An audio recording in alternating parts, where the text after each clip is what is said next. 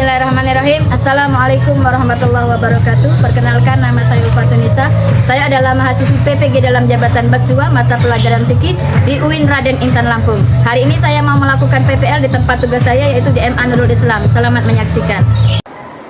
Bismillahirrahmanirrahim. Assalamualaikum warahmatullahi wabarakatuh.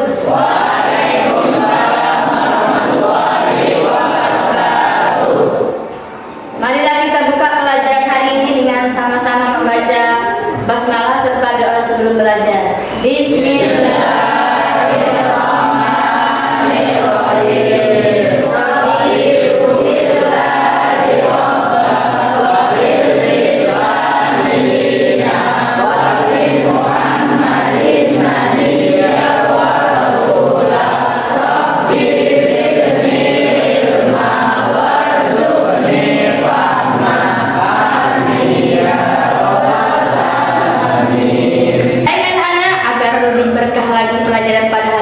Kita tilawah bersama-sama dulu.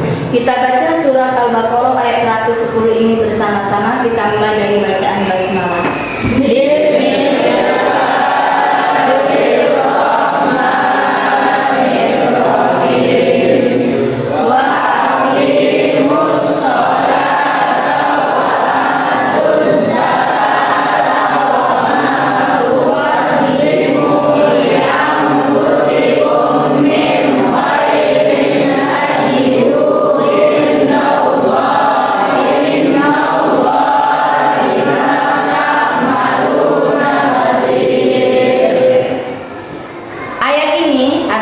Tilawah ini termasuk juga dalil materi pada pelajaran hari ini yang akan kita pelajari. Di sini maknanya wa aqimus sholata wa atuz zakata, tegakkanlah salat dan tunaikanlah zakat ya. Perintah salat di sini beriringan dengan perintah zakat. Artinya bagi orang yang salat juga diwajibkan untuk berzakat. Wa ma tuqaddimu li anfusikum min khairin tajiduhu indallah. Kamu akan mendapatkan dan segala kebaikan yang kamu kerjakan untuk dirimu, kamu akan mendapatkan pahala di sisi Allah. Artinya apa? Semua perbuatan baik yang kita lakukan tidak akan pernah sia-sia karena semuanya sudah Allah yang catat. Di ending ayat ini Allah berfirman, "Innallaha bima ta'maluna basir." Sesungguhnya Allah Maha melihat apa yang kamu kerjakan. Baik anak-anak, Ibu cek kesiapan kalian dulu. Apakah kalian sudah siap belajar hari ini? Siap. Duduknya dirapikan dulu, kemudian posisi bajunya yang belum dimasukkan dulu ya. Tidak ada buku pelajaran lain selain pelajaran fikih pada hari ini. Oke, sudah siap ya? Baik, kalau sudah siap, Ibu akan absen kalian satu persatu. Bagi yang di absen, bagi yang laki-laki bilang hadir dengan angkat tangan, yang perempuan hadir angkat tangan juga. Ahmad Hasanul Qadir. Ibu.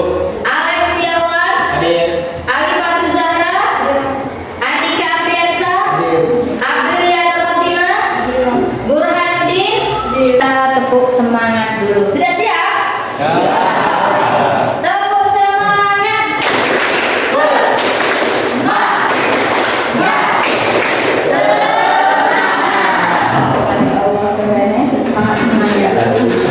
Siapa yang masih ingat pelajaran minggu yang lalu? Saya, Bu. Baik, Fatimah Isma, silakan disebutkan pelajaran minggu yang kemarin.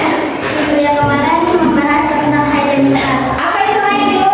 Haid adalah darah yang keluar dari rahim wanita secara rutin setiap bulan. Baik, ada lagi nifas? Siapa yang tahu nifas? Saya, Bu. Iya, saya akan berdiri Isna ini. Apa itu nifas Isna ini? Nifas adalah darah yang keluar dari rahim wanita setelah wanita itu melahirkan. Iya, bagus, masya Allah. Kita kasih aplaus dulu kedua teman kita.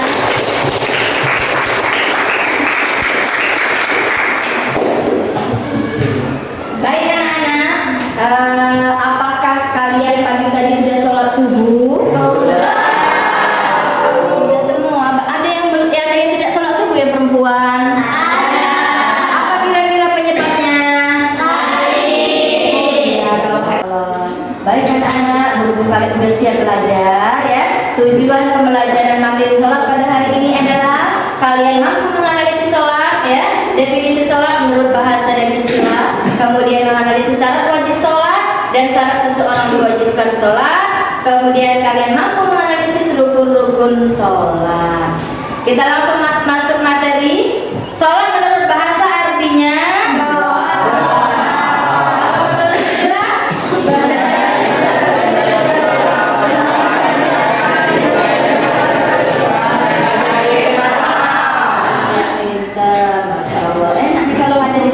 pintar ya. Baik, berikutnya syarat wajib sholat. Nih, syarat seseorang diwajibkan sholat yang pertama adalah jadi kalau orang kafir atau orang yang tidak beragama Islam tidak wajib sholat.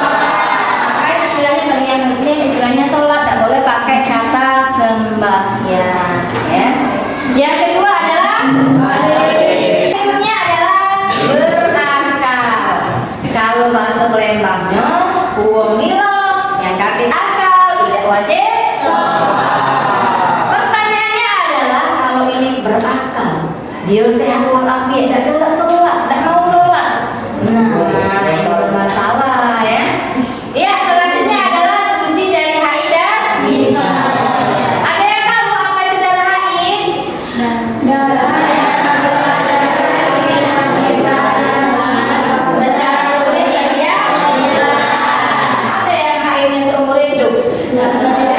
Pasti suruh sholat ngaku haid terus.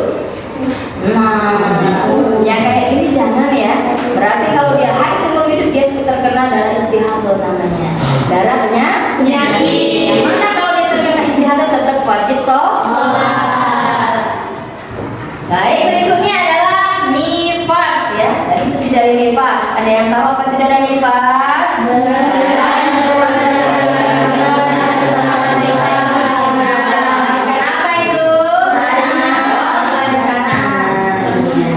Berikutnya adalah syarat wajib sholat adalah telah tersampaikan. Artinya ajaran Islam ini sudah sampai ke orang tersebut. Jadi kalau kelima syarat ini sudah terpenuhi pada diri seseorang, maka orang tersebut diwajibkan sholat. Kita lanjut ke materi berikutnya adalah syarat sebelum melaksanakan sholat. Yang pertama adalah anggota badan. Apa yang dimaksud dengan hadas besar?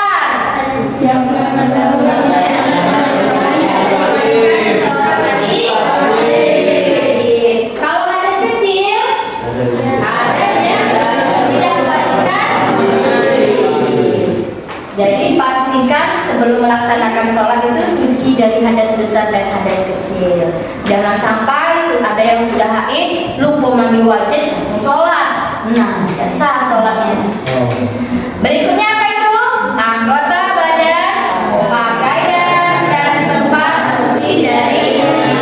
Pastikan badan kalian itu bersih ya, wangi. Pakaiannya juga harus bersih. Tempat yang dipakai untuk sholat juga bersih atau suci dari najis. Berikutnya adalah menutup aurat ya. Walaupun aurat laki-laki itu dari mana? Pusat sampai lutut, kan tak mungkin sholatnya pakai celana pendek baik. Ya, nama ada presiden lagi kita malu pakai celana pendek baik. Ada yang dipanggil Pak Jokowi nanti misalnya cuma pakai celana apa namanya? Celana pendek baik, dan pakai singlet, dan baju. Ada yang pendek kayak gitu. Nah, apalagi kita menghadap Allah. Walaupun batasan auratnya bagi laki-laki adalah dari pusat sampai ke lutut, tapi ketika sholat adab dan etikanya adalah harus berpakaian yang rapi karena kita akan menghadap Allah. Kalau menghadap presiden aja kita rapi, menghadap sekolah aja kita rapi, apalagi menghadap Allah. Berikutnya batasan aurat perempuan. Itu dari mana tadi? Seluruh badan kecuali muka dan jadi ketika kalian mau sholat pastikan tidak ada rambut yang keluar ya. Jadi nanti kalau mau sholat itu ngaca dulu. Tuh pastikan. Terus dahi yang ini, dahi yang perempuan itu kalau ukur aja sampai tutup sampai ke alis gini ya. Nah itu pastikan ini dahi ini kan tempat sujud ya. Maksudnya apa namanya anggota sujud. Jangan sampai anggota sujud ini tertutupi dengan mukena. Jadi pastikan ini tidak ada apa namanya tidak ada rambut yang keluar.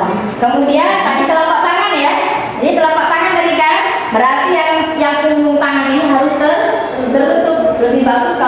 mukena yang ada yang langsung itu kan tertutup yang di atasnya ini.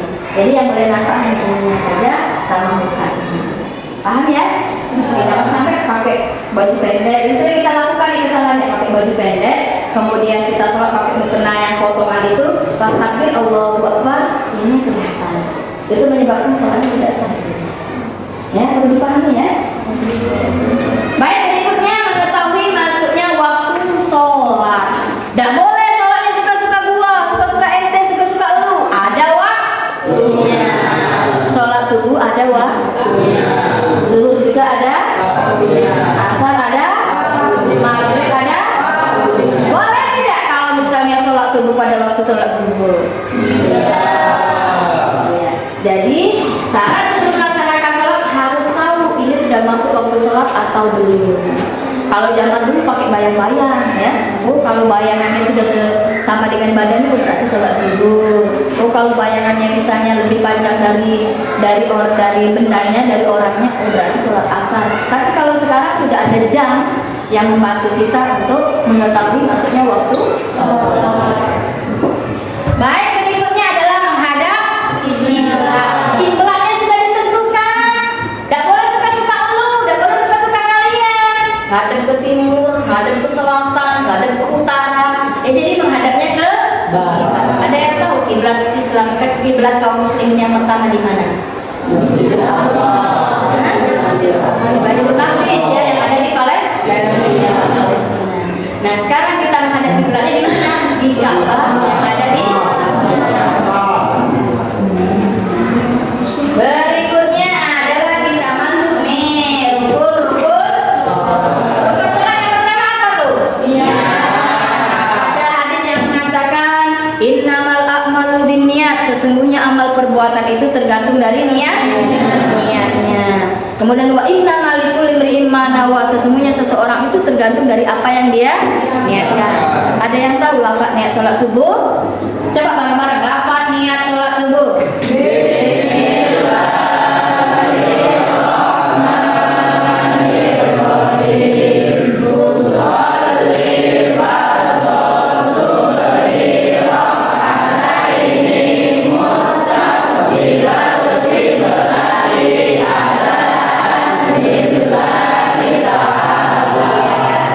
Berdiri bagi yang mampu. Kalau tidak mampu berdiri boleh duduk. Tidak mampu duduk boleh balik. Kalau berbaring juga masih tidak mampu boleh pakai isyarat mata. Kalau mampunya lagi tidak pacak berkedip lagi berarti disolatkan ya. Berikutnya takbiratul ihram. Takbiratul ihram itu bacanya gimana? Nah, stop di situ ya. Berikutnya adalah membaca surat Al-Fatihah. Ayo bareng-bareng baca surat Al-Fatihah. Bismillahirrahmanirrahim. Alhamdulillahirabbil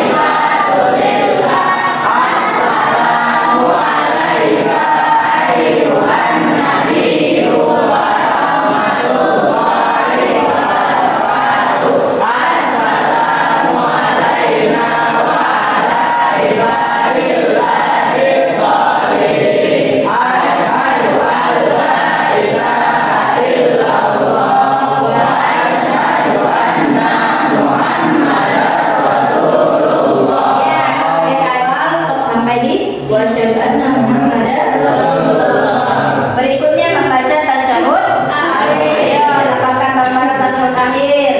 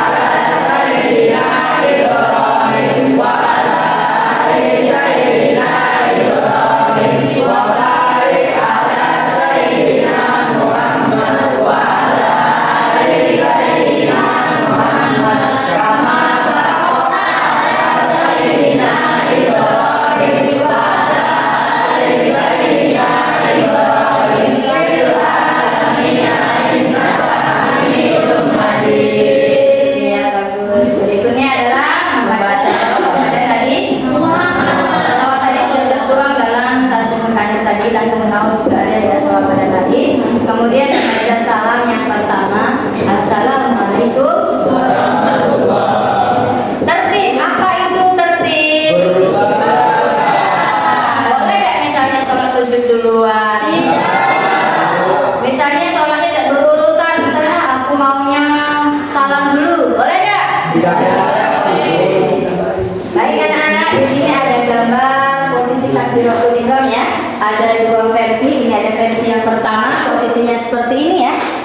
Posisinya ada di depan bahu gitu ya. Kemudian versi keduanya itu posisinya tangannya ada di bawah telinga. Ketika masuk pelajaran fikih itu banyak perbedaan ya. Tapi tidak perlu diperdebatkan. Terserah mau pakai yang mana ya.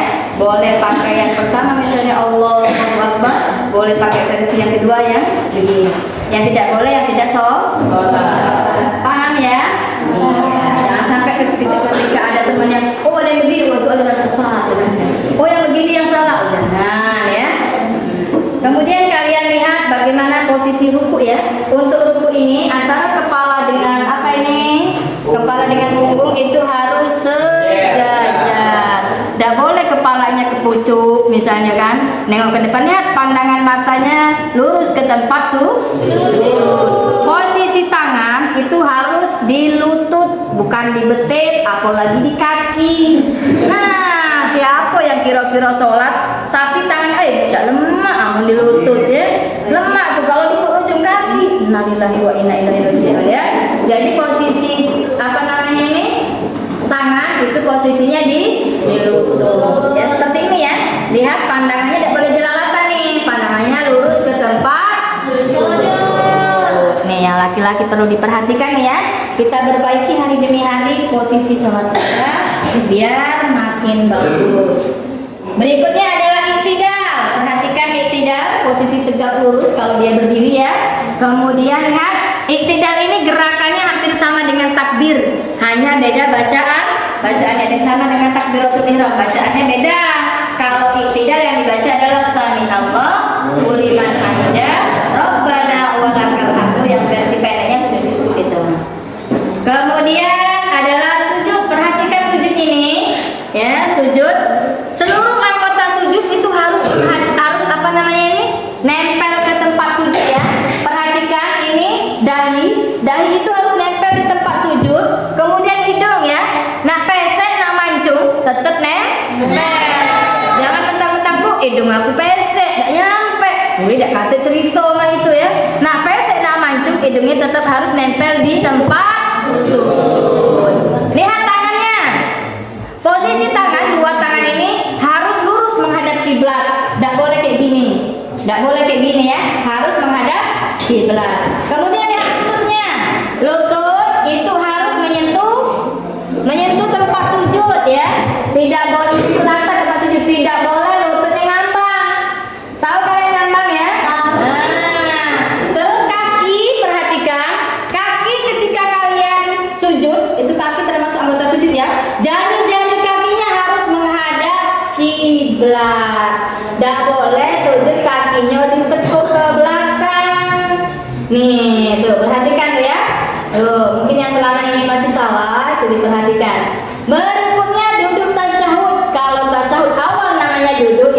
iftirosi. Posisi kaki kiri didudui, posisi kaki kanan tegak lurus dengan jari jemarinya menghadap kiblat. Kalau tahiyat akhir namanya duduk tawaru. Duduk tawaru itu posisi kaki kiri dimasukkan di kaki kanan seperti ini dengan jari jemarinya menghadap kiblat. Ada yang bisa posisi seperti ini. Ibu lihat masih melewat itu kakinya, ya. Nanti dipraktekkan habis ini ya. Ibu pengen 1, 2, 3. Ada yang maju ke depan ya. Berikutnya adalah salam. Oh, salamnya kemana? Ke kiri dulu atau ke kanan dulu yang wajib? Baik, sebelum penutupan ya, ibu mau ada di antara kalian. Nah, nih, siapa yang mengetahui definisi sholat menurut bahasa dan istilah? Ada yang bisa nyebulin? Baik, Reza Aditya, silakan. Apa definisi sholat menurut bahasa dan istilah? Menurut bahasa, sholat berarti berdoa. Sedangkan menurut istilah fikih, sholat adalah ibadah secara ibadah atau gerakan yang dimulai dari ucapan, dari gerakan yang diawali dengan takbiratul ihram dan diakhiri dengan salam. Iya, tepuk tangan dong.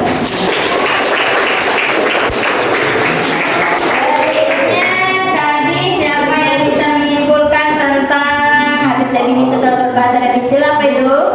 Syarat wajib sholat. Ayo, bisa siapa yang bisa menyimpulkan syarat wajib sholat?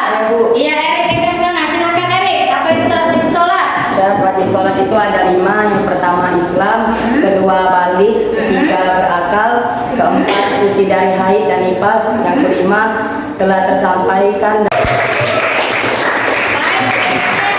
Siapa yang bisa menyimpulkan syarat sebelum melaksanakan sholat? Ya, Bu. Iya, silakan Bupati. Syarat sebelum melaksanakan sholat ada 5. Yang pertama, anggota badan suci dari hadas besar dan kecil. Kedua, anggota badan, pakaian dan tempat suci dari najis. Ketiga, menutup aurat. Keempat, mengetahui masuknya waktu sholat. 5, menghadap kiblat. Iya, bagus. Tepuk tangan.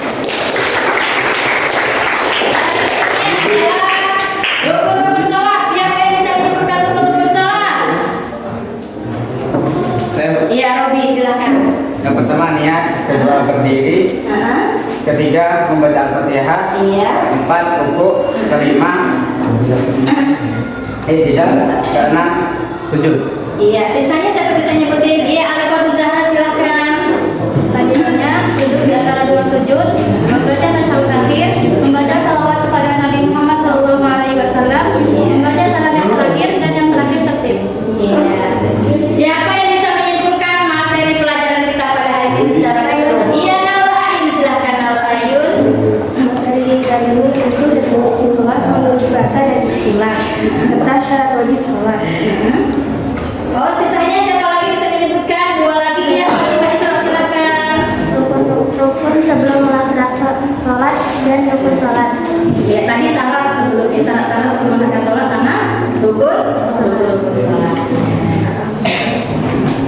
Alhamdulillah semuanya sudah bisa sudah bisa menyebutkan dan menyimpulkan pelajaran pada hari ini. Sebelum ibu tutup, kita tepuk semangat dulu. Tepuk semangat.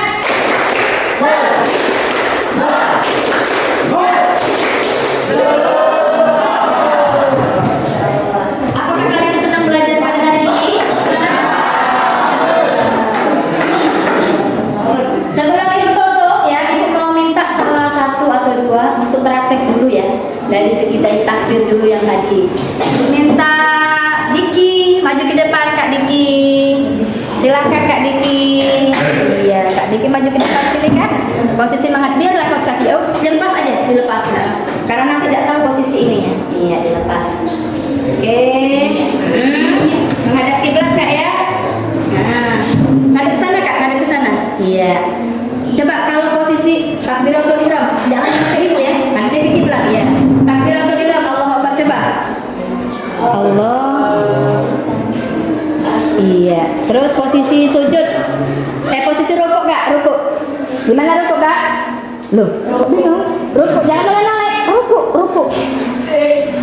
Kepalanya harus ya harus sejajar dengan punggung. Ini kurang ini maaf ya. Benar. Kita lihat tangannya dulu teman-teman. Iya benar. Kemudian apa namanya iktidal. Sami Allahu liman hamidah. Ya. Sekarang sujud coba praktek sujud. Allah. Sujud gimana tuh? Innalillahi. Ya sujud. Kakinya agak dibuka sedikit ya. Geser ke sini Kak. Nah ya, benar posisi kakinya menghadap kiblat. Kemudian lihat dulu tangan yang menghadap, hidungnya nyentuh ya. Oke. Ya, duduk tahiyat awal Kak. Duduk tahiyat awal, duduk iftirasi. Lihat dulu kakinya benar tidak? Duduk iftirasi ini. Iya. Masih kurang sempurna ya. Baik, sekarang duduk tahiyat akhir. Tahiyat akhir Kak. Mak mana kayak gini duduknya tahiyat. Nah, bagus ini tahiyat akhirnya. Iya. Kalau salam Kak, assalamualaikum. Iya, salam ke kiri, assalamualaikum. Iya. Dan terima kasih untuk Kak Diki, tepuk tangan.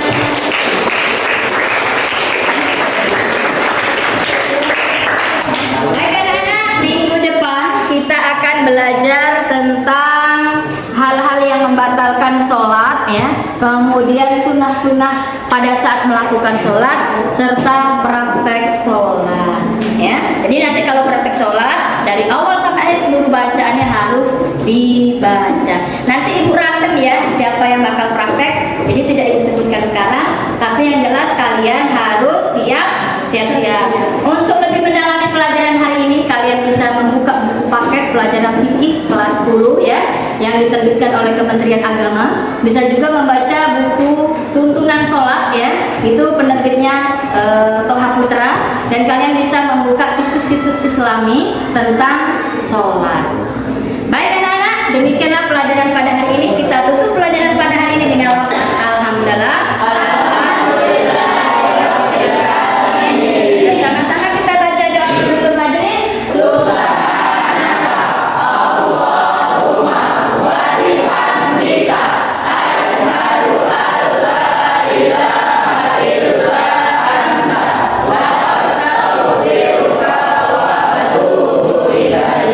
Wassalamualaikum warahmatullahi wabarakatuh.